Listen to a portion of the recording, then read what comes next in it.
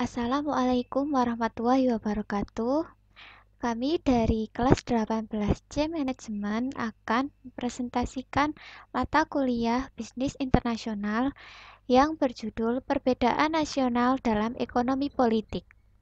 Ada anggota kami yang pertama yaitu Nicita Lalita, NPM 0129, saya sendiri Dwi Asmoro, NPM 0155, ada Nizar Hairul Ahnam, NPM 0162, dan ada Ahid Asngari, NPM 0190.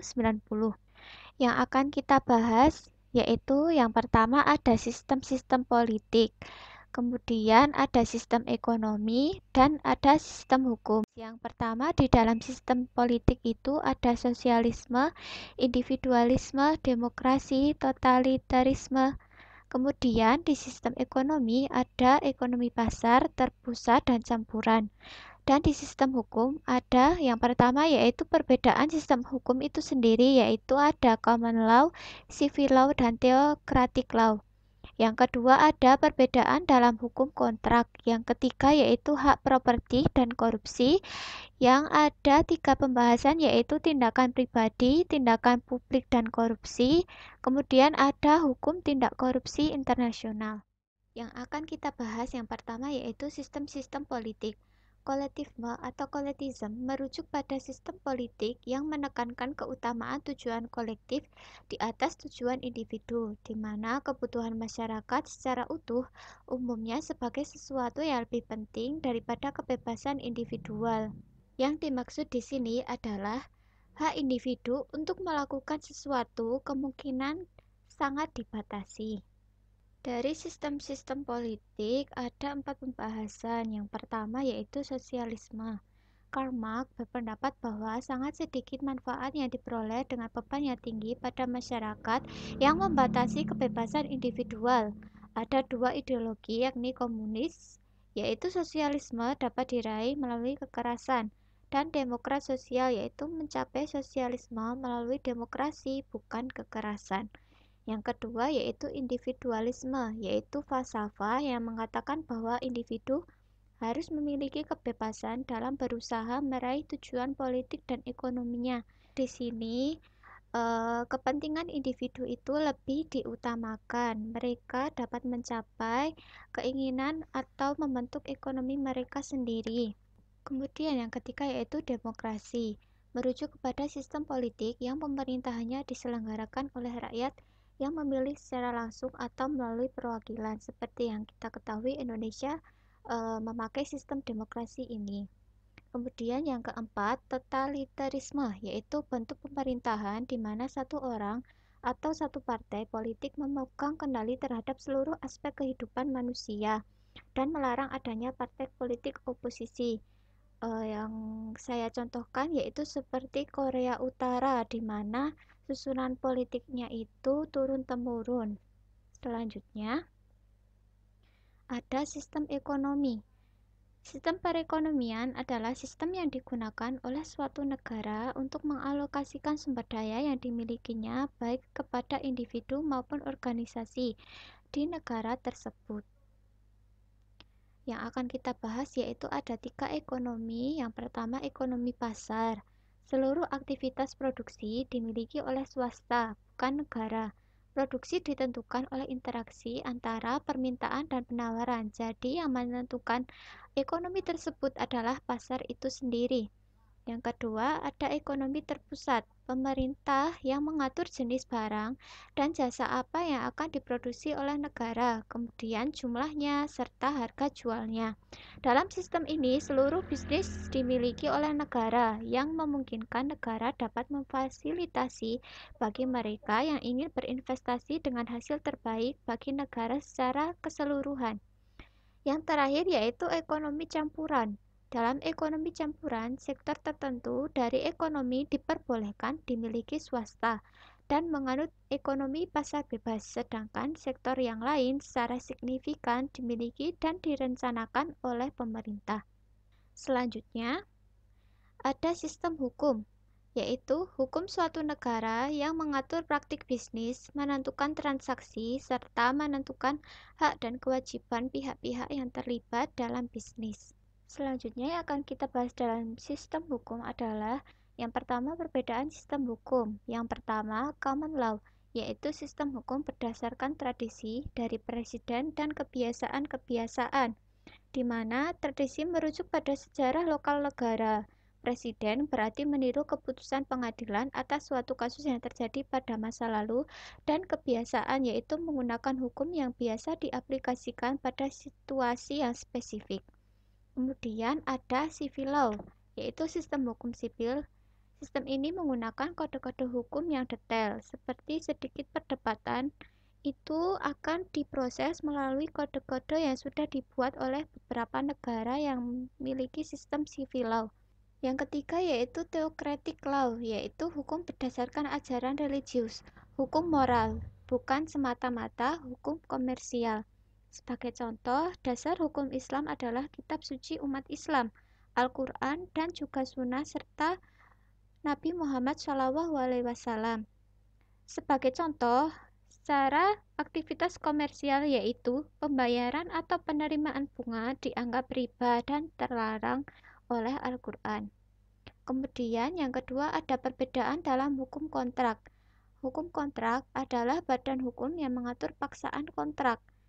Nah, di sini ada perbedaan common law dan civil law. Kalau common law adalah kontrak yang dibuat sangat detail, fleksibilitas lebih besar. Kemudian yang civil law adalah kontrak pendek dan tidak spesifik, fleksibilitas tidak terlalu besar. Kemudian yang ketiga ada hak properti dan korupsi. Hak properti yaitu merujuk pada hak legal atas penggunaan di mana suatu sumber daya diletakkan dan atas penggunaan tersebut dapat memberikan atau memperoleh pemasukan. Yang pertama ada tindakan pribadi, yaitu merujuk kepada pencurian, pembajakan, atau berbagai hal yang dilakukan individu atau kelompok yang dapat merugikan orang lain. Kemudian yang kedua ada tindakan publik dan korupsi, yaitu dapat dikatakan sebagai mencederai hak properti yang dilakukan oleh pejabat publik atau politisi, di mana memeras uang, sumber daya, atau properti itu sendiri. Korupsi yang dilakukan bisa berupa suap pada suatu perusahaan. Yang terakhir yaitu hukum tindak korupsi internasional, yaitu hukum berisi tentang mendirikan dan menjaga suatu bisnis agar tetap berdiri, bersama-sama mengawasi agar tidak ada pelanggaran yang terjadi pada bisnis internasional. Selanjutnya akan dijelaskan oleh rekan saya, Nicita Lalita. Perlindungan properti intelektual. Properti intelektual yaitu properti yang dihasilkan oleh aktivitas intelektual seperti perangkat lunak komputer, cerita untuk film, susunan nada musik, atau rumus kimia untuk obat jenis baru. Paten, hak cipta, dan merek dagang menentukan hak milik atas properti intelektual. Paten yaitu memberi penemu hak eksklusif atas suatu produk. Sedangkan hak cipta yaitu hak legal eksklusif untuk penulis untuk menerbitkan serta menyebarkan hasil karya mereka. Perlindungan hak properti intelektual di negara yang satu dengan yang lain sangat berbeda. Keamanan produk dan liabilitas produk.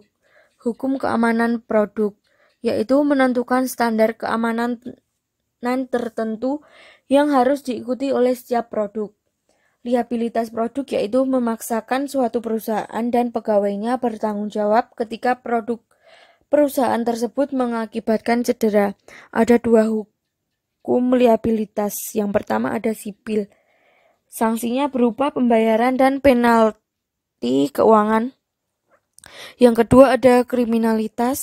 Sanksinya berbentuk denda dan kurungan. Selanjutnya ada faktor-faktor penentu perkembangan ekonomi.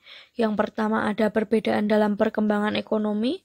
Salah satu ukuran perkembangan ekonomi suatu negara yaitu pendapatan nasional bruto dikurangi PNB per jumlah populasi. Yang kedua ada konsepsi perkembangan yang lebih luas. Amartya Sen. Dalam pandangan Sen, perkembangan tidak hanya merupakan proses ekonomi, tetapi juga politik. Dan hal tersebut membutuhkan komunitas demokratisasi politik untuk memberi warga negara hak suara dalam membuat keputusan penting bagi komunitas. Selanjutnya, yang ketiga, ekonomi politik dan peningkatan ekonomi. Perkembangan ekonomi suatu negara merupakan fungsi dari sistem ekonomi dan sistem politiknya. Yang keempat, ada inovasi dan kewirausahaan merupakan mesin pertumbuhan. Jadi, inovasi dan aktivitas kewirausahaan membantu peningkatan aktivitas ekonomi dengan membuat produk dan pasar baru yang sebelumnya tidak ada. Inovasi dalam produksi dan proses bisnis menuntun kepada peningkatan produktivitas pekerja dan modal yang secara lebih jauh akan mendorong tingkat pertumbuhan ekonomi. Yang terakhir ada inovasi dan kewirausahaan memerlukan ekonomi pasar. Kebebasan ekonomi yang erat hubungannya dengan ekonomi pasar menciptakan insentif yang lebih besar bagi inovasi dan kewirausahaan daripada ekonomi terpusat ataupun campuran. Yang selanjutnya akan dijelaskan oleh Ahid Asngari. Informasi dan kewirausahaan memerlukan hak dan properti yang kuat. Properti merupakan syarat bagi lingkungan usaha agar mendukung motivasi, aktivitas kewirausahaan, serta pertumbuhan ekonomi. Menurut ekonom pemenang hadiah Nobel, Douglas North, melalui sejarah, dapat dilihat bahwa sebagian besar pemerintah memiliki tendensi untuk berperilaku demikian. Menurut Hernando de Soto, bahwa sebagian besar pertumbuhan dunia akan gagal meraih manfaat kapitalisme hingga hak properti didefinisikan dan dilindungi dengan baik. Rezim demokrasi lebih mendukung pertumbuhan ekonomi jangka panjang. Orang Barat cenderung meningkatkan demokrasi perwakilan dengan sistem ekonomi pasar, perlindungan hak properti yang kuat dan pertumbuhan ekonomi. Namun, rezim totaliter dapat membantu perkembangan ekonomi pasar dan hak properti yang kuat. Di sisi lain, rezim demokratis tidak merasa perlu memecahkan masalah apapun. Setelah rezim totaliter Soeharto di Indonesia dan Marco di Filipina, dua negara ini telah maju ke demokrasi yang lebih tinggi. Perkembangan geografi, pendidikan, dan ekonomi. Ketika sistem politik suatu negara merupakan mesin raksasa yang mengendalikan tingkat pertumbuhan ekonominya, faktor ini juga sangat penting. Suatu hal yang kini telah mendapati perhatian adalah geografi. Negara dalam transisi. Perbesaran demokrasi. Terdapat 3 alasan utama meluasnya demokrasi. Pertama, banyak rezim totaliter gagal untuk memberikan peningkatan ekonomi. Perkembangannya teknologi, komunikasi, dan informasi. Peningkatan ekonomi dalam seperempat abad terakhir menuntun pada kemunculan kelas pekerja.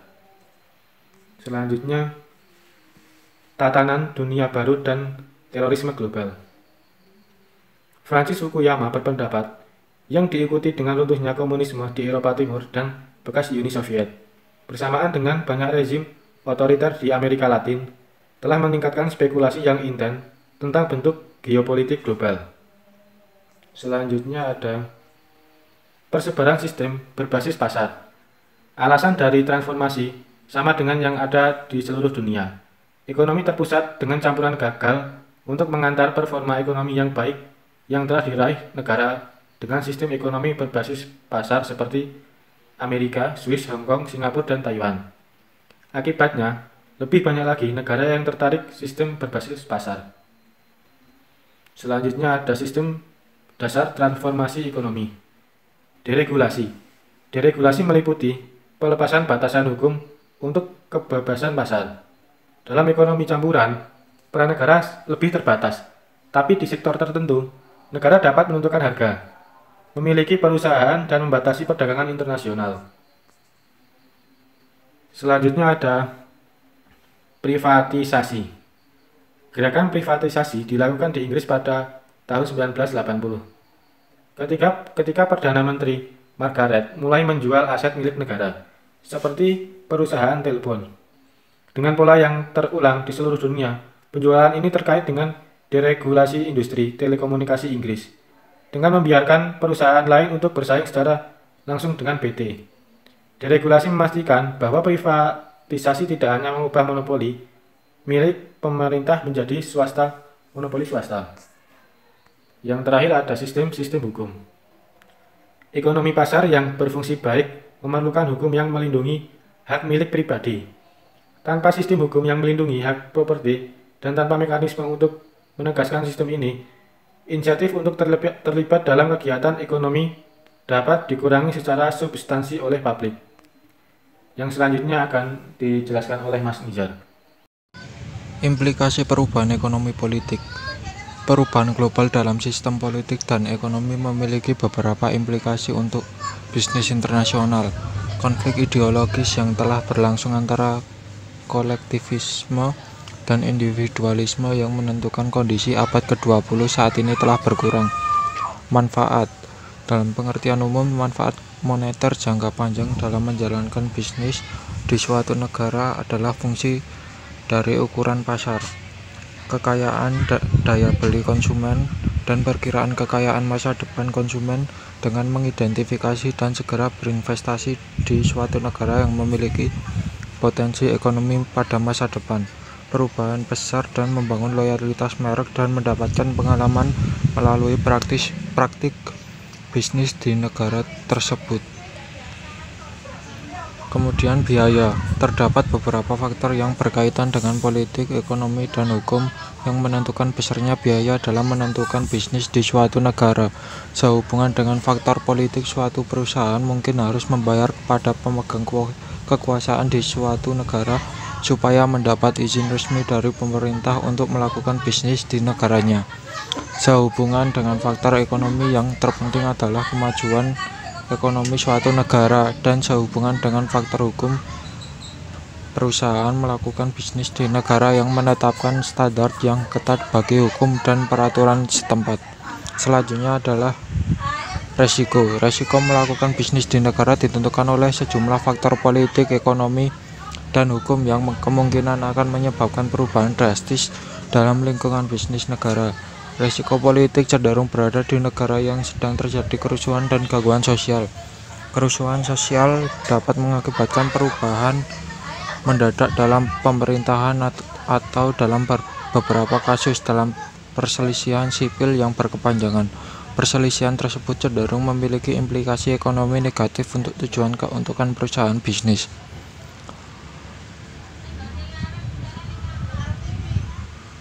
Kemudian secara umum perubahan rezim politik dapat mengakibatkan pemberlakuan undang-undang yang kurang menguntungkan untuk bisnis internasional. Resiko lainnya kemungkinan timbul dari kesalahan manajemen perekonomian suatu negara.